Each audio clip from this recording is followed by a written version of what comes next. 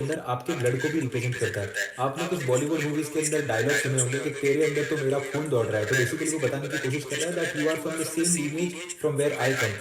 कुंडली के अंदर मंगल आपके पितरों का कर्म भी बताता है क्योंकि वही खून आपके अंदर भी दौड़ रहा है। तो पितरों का कर्म अगर अच्छा होगा कुंडली के अंदर, तो आप देखेंगे आपका मंगल आपको वेल प्लेस्ड मिलेगा। पितरों का कर्म अगर खराब होगा तो आपको मंगल अच्छे सिचुएशन में नहीं मिलेगा। तो पितृ दोष को देखने के लिए मंगल को देखना बहुत ज़्यादा ज़रूरी है क्योंकि खून मंगल से रिप्रेजेंट होता है। इस चीज़ को एक बेसिक एग्जांपल के थ्रू समझने की कोशिश करते हैं। राहु आपके पैटर्नल ग्रैंडफादर को रिप्रेजेंट करता है, मंगल आपके ब्लड को रिप्रेजेंट करता है, आपकी लीनिएज को रिप्रेजेंट करता है। तो राहु अगर मंगल की राशि के अंदर आकर बैठ जाए, और मंगल एक बड़ा ही एग्रेसिव प्लैनेट है, तो हो सकता है कि आपके दादाजी पॉलिटिक्स के अंदर हो, पुलिस के अंदर हो, डॉन टाइप से थोड़े से एग्रेसिव हो, उनको गुस्सा ज़्यादा आता हो, कोई ना कोई फाइट के अंदर इन्वॉल्व हो, घर के अंदर कोर्ट केसेस चलते हो, वेपन्स के साथ कोई ना कोई रिलेशनशिप हो, आपको राहु की एनर्जी उस मंगल की तरफ ज़रूर आपको देखने मिलेगी।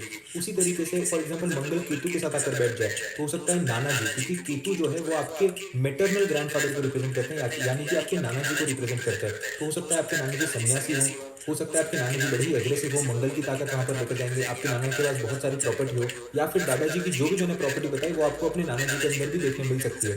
तो उसी तरीके से मंगल आपके जिस भी प्लैनेट के साथ बैठेगा, उस प्लैनेट के अंदर वो अपनी एनर्जी देने की कोशिश करेगा, और इसको ओवरऑल तरीके से मंगल की पोजीशन देखकर रिप्रेजेंट किया जा सकता है कि वो दोष आप तक आया या नहीं आया। इसीलिए आप देखेंगे मोस्ट ऑफ द हॉरोस्कोप में जब मंगल आपको स्कॉर्पियो राशि के अंदर मिलेंगे, कुछ ना कुछ दादाजी से रिलेटेड ऐसा कर्म होता है,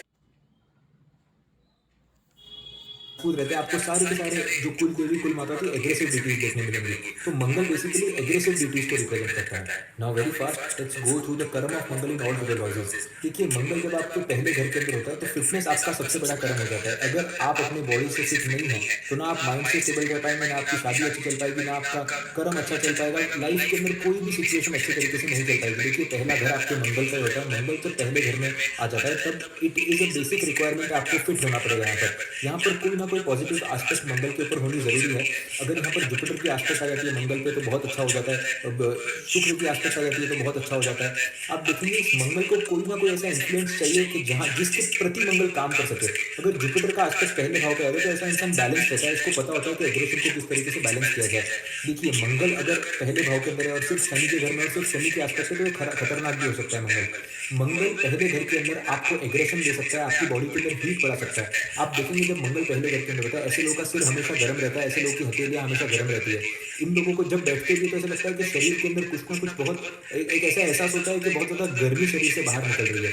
तो अपने आप को स्पिरिचुअली बैलेंस करना बहुत ज्यादा जरूरी है, अपने एग्रेशन को राइट ट्रैक पे लगाना बहुत ज्यादा जरूरी है। पहले घर में अगर मंगल है तो मांस का सेवन हर प्रकार से बर्बादी लेकर आएगा आपके लिए, क्योंकि देखिए मंगल जो है पहले घर में ऑलरेडी एग्रेशन को रिप्रेजेंट करता है, और ऊपर से अगर आप मांस खाना शुरू कर देंगे तो आप उस मंगल को बहुत ज्यादा अफेक्ट कर रहे हैं। यहाँ पर कोई ना कोई स्पोर्ट्स खेलना इंपॉर्टेंट है। ऐसे लोग जनरली आप देखेंगे कि जिमिंग के अंदर इंटरेस्टेड होते हैं, जनरली किसी स्पोर्ट्स के अंदर इंटरेस्टेड होंगे। देखिए मंगल जब पहले भाव के अंदर जाता है तो वो लाइफ के हर एक सेक्टर को डोमिनेट करने की कोशिश करता है। ऐसे लोगों का इंटरेस्ट जो होता है वही बॉक्सिंग की तरफ होता है, ऐसे स्पोर्ट्स की तरफ होगा यहाँ पर जहाँ पर एमएमए देखने मिलेगा आपको। ये जो लोग होते हैं प्रोफेशन भी ऐसे चूज करेंगे जहाँ पर मंगल की कोई ना कोई आपको एनर्जी देखने मिलेगी। तो Mars in the first house is very good, इंसान को बहुत ज्यादा सक्षम बनाता है। राज्य कारक स्थिति में भी आ सकता है मंगल, अगर यहाँ पर सूर्य का किसी ना किसी तरीके से अगर प्रबल हो जाए सूर्य तो गवर्नमेंट जॉब को भी रिप्रेजेंट करता है, आपको मिलिट्री के अंदर एक हाईएस्ट पोजीशन भी दे सकता है। पर यहाँ पर कुछ चीजों का ध्यान रखना बहुत ज्यादा इंपॉर्टेंट है, जैसे मांस नहीं खाना, दारू नहीं पीना, और तामसिक चीजों को जितना हो सके कम खाइए ताकि आप अपने इस मंगल को बैलेंस कर पाए। अपार्ट फ्रॉम दिस किस तरीके से इस मंगल को बैलेंस किया जा सकता है वो आपके साइन के लॉर्ड पर डिपेंड करता है कि पहले भाव में आपकी कौन सी राशि आकर बैठी हुई है। Mars in the second house, देखिए सेकंड हाउस आपके धन के एक्यूमुलेशन का एक्टिविटीज करता है जीवन के अंदर, घर से दूर लेकर जाती है, प्लेसमेंट हो सकता है, आपको फॉरेन सेटलमेंट भी दे सकती है, और घर से दूर जाना ऐसे इंसान के लिए अच्छा भी है। मदर के साथ रिलेशनशिप में कोई ना कोई प्रॉब्लम दे सकती है, जितना ये घर से दूर रहेंगे उतना उनके लिए बेटर हो जाता है। देखिए मंगल जब नवम भाव के अंदर होता है तो मंगल की अष्टम आसपास आपके चौथे भाव के ऊपर पड़ती है।